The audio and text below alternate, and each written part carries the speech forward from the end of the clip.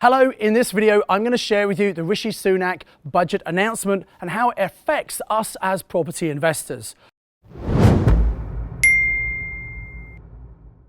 So my name's Simon Zutshi. I'm the author of Property Magic, the Amazon #1 property bestseller. I'm the founder of the Property Investors Network, and I've been investing in property for 25 years. And I have to say, this has actually been probably one of the most anticipated budgets that I've ever seen, but actually I believe one of the best budgets for us as property investors. And it's definitely going to have a huge impact on the UK property market. So let's break down some of the key elements of this budget statement. First of all, I think it's really interesting to note that some of the things that came out in the media months ago haven't actually happened.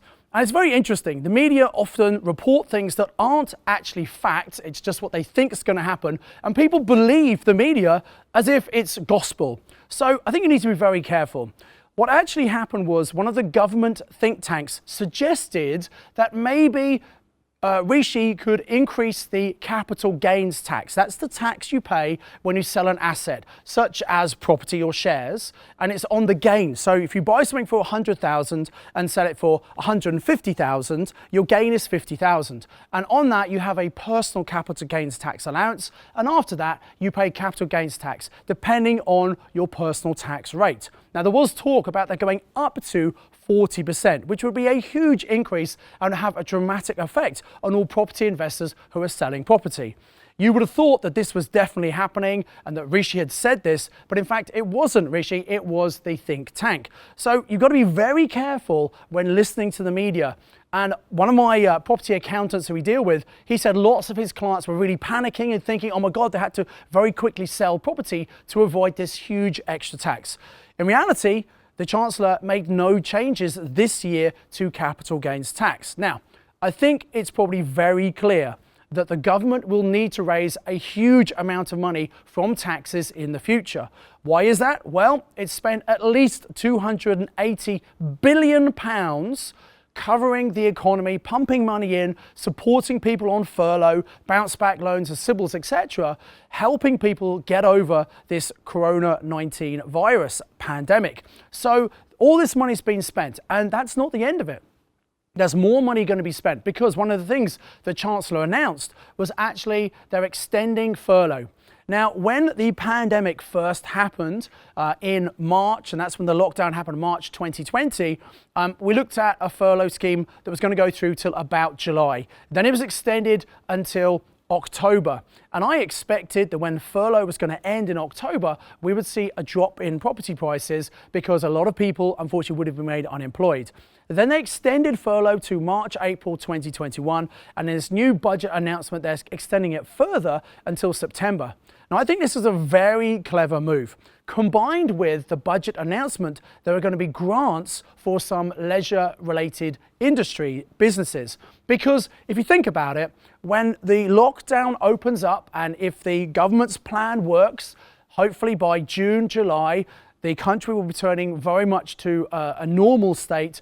And I think a lot of people who've been in lockdown for many months will be desperate to get out, desperate to spend some money. So I actually think there's going to be a real boom in the economy in the summertime because all these people are spending money and wanting to get out and wanting to do things. This is massively going to help the leisure industry.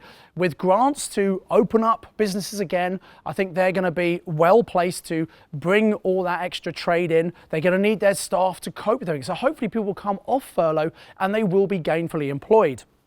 So this is a very clever measure, I think, to protect the UK economy. Now, some other things that have come in that are also going to affect the property market, there was a lot of speculation about the stamp duty holiday and would that be extended. As you probably know, one of the reasons the property market boomed in 2020, despite the recession and despite the COVID-19 pandemic, was the introduction of this up to £500,000 stamp duty holiday. What that means is, if you're buying a property up to £500,000, and if you're a first-time buyer or selling a property moving on, you wouldn't have to pay stamp duty. Now, as property investors, we still have to pay an extra 3%. And by the way, if you're an overseas property investor, from April, you're going to have to pay an extra 2%. So 5% extra if you are an overseas investor in total, which seems, I think it might put a few overseas investors off. However, For general public, this has been a massive stimulant and has helped the property market grow. Now, many solicitors have been very, very busy and just completely bogged under by dealing with this. And whenever they've done this before, back in July 2015, when they introduced the extra 3% charge for investors, many investors were trying to get property deals through, and there was a boom in the market because of that. The same thing's happening now. And there were concerns that if this stamp duty holiday were to finish on the 31st of March 2021, that suddenly the market would drop off a cliff. However, as expected, they have extended this for 3 months for purchases up to 500,000, and they've extended it for 6 months up until the end of September for purchases up to 250,000. Again, I think this is a very smart move, and I think it's actually going to help first-time buyers. The average property price in the UK is about £250,000, so most first-time buyers are probably going to be buying below that, so this extra 3 months is going to help all of those people. So it's a 3-month extension for up to 500,000, and then a further 3 months, so in total 6 months, if you're buying properties up to 250,000. That's going to help stimulate the market and keep the market on track. So I don't think the property market's going to fall as much as I did prior to this budget announcement. Now, a couple of other things in the budget I think are worth noting. As I said, capital gains tax has not increased at the moment. They've also said that corporation tax, the tax you pay on company profits, is remaining for this year at 19%. Now, that's important because many property investors now hold property in a corporate structure. They have said that corporation tax will be going up to 25%, but it's phased, depends on the turnover and profit, more importantly, of your property business. And it's unlikely that many property businesses make at least £250,000 of profit. Those are the ones that are going to be affected by this increased corporation tax. So as I said, I think actually it's not been as bad as expected, and in fact, very good for us as property investors. Interesting to note that what the Chancellor has done, normally he would increase the personal tax allowances. Instead, he's decided to freeze those, not just for this year, but until 25-26. Now, what that means is that if you are earning more money each year, which typically happens because you get paid more because of inflation, you're actually going to start paying more and more tax over the next few years. So this is interesting. This is what we call a stealth tax. It's not a big headline grabber, but actually it means the government is going to make more money from this tax over the next few years. And so I think the general public will start to feel that in their pocket. Now, there were lots of other things that were announced as well, but I think these are the key things that we need to consider. A couple of things I just want to remind you about. Very often, announcements are made, things are leaked, and this particular budget has probably been the most leaked budget ever. And, I think they've done this because it's important to make sure the government are seen as supporting the economy and businesses and people as much as they can. The government is desperate to help the economy recover, because when the economy recovers, people spend money, there's more employment, those people who are employed pay taxes, and it's more money coming in to the bucket to help fund everything. Because, as I said, the national debt of the UK is grown exponentially because of all the money they spent. They've spent 3 times as much more money in the last year than they did when they did the bailout back in 2008, 2009, when we had the global financial crisis. So all this money has to be paid for. So it's certain that taxes will go up in the future, but at least we've been given a little bit of breathing space. Now, if you have property and you are thinking about selling property, this year might be a very good year to do that, because the market seems to be doing pretty well still. You'll probably get a good price for the property. There are people who want to buy. And remember, the capital gains taxes have not been changed. What this means is that you will be able to sell under the current tax regime, and you won't be paying this increased capital gains tax. I expect that at some point in the future, the capital gains tax will increase.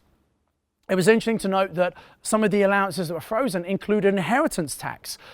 So, again, as people become wealthier because the value of their properties go up and their shares go up, etc., they're going to be paying more and more tax at 40% on their estate when they eventually pass away. And those limits, which are normally very, very slowly raised, have not been raised at the moment and probably will not be raised for the next few years. So in summary, I think it's been a pretty good budget for us. It could have been a lot worse.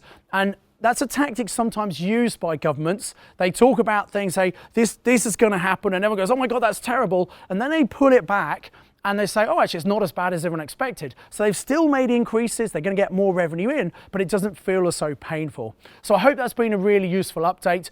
You know what? The market is constantly changing. The property market's changing. Legislation's changing. Mortgages are changing. So it's really important to keep up to date. So I encourage you to click on the subscribe button on this channel to make sure you get the latest videos. I normally do at least 2 videos a week.